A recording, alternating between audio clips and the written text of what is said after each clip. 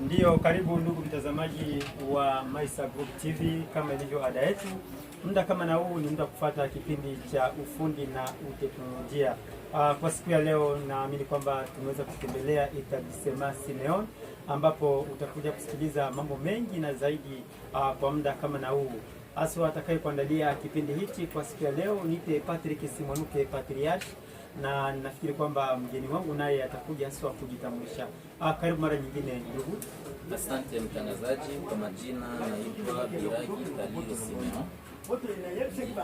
Ndiyo, ni yeye ambaye hasa atakuja kuchakatua kila kitu kwa muda na nyakati, namna gani mafundi wake Simeon ambao wanaambatana nao hapa kwenye kazi, pia na wateja ambao wanaleta vitu vyao hapa. Umekuja kusikiliza namna gani kazi inavyoendeka hapa kwenye etablissement Simeon.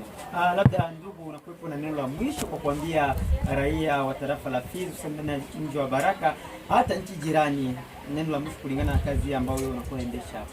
Asante sana mtangazaji, nashukuru kwa hiyo swali, na naambia niseme neno la mwisho kuhusu hii kazi ambayo inatumika hapa.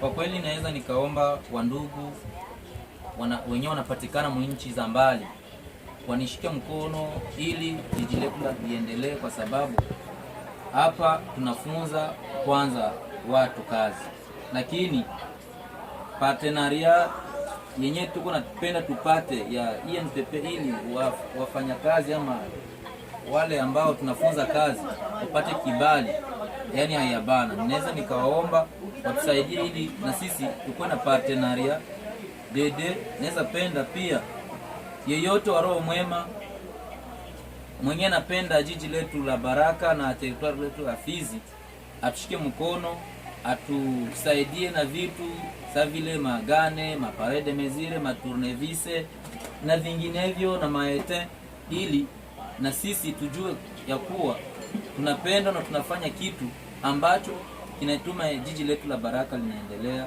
kwa pekee.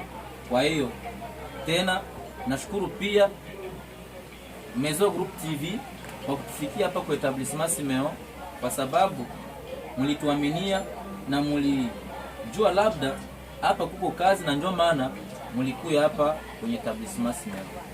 Kwa hiyo nawashukuru, na msiendelee kutokuya hapa isikuwe ya kwanza, ili ikuwe habitude.